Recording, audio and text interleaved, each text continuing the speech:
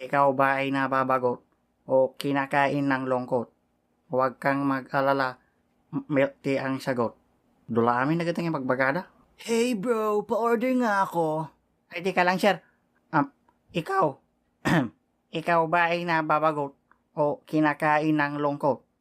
Huwag kang magdanag. Kasi mukha ka namang urmot. Anong sabi mo? Wakin, Hey Douglas, how are you na bro? huwag mo akong binobro ha. Anong ginagawa mo dito? Bibili lang ako ng milk tea bro, nothing more pare. Inaagaw mo na nga sa akin si Aubrey tapos manggugulo ka pa sa trabaho ko. Hey pare, that's too far. Ayoko ng gulo pare. Yang ilong mo nanggugulo. Umayos ka ha. Tito ko may-ari na toklot. Ay, ano nga po ulit yung order niyo, sir? Ha, biglang bait ka ngayon ha. Palagi naman, pre. Since born. Joaquin, namit mo na pala ang bago naming employee.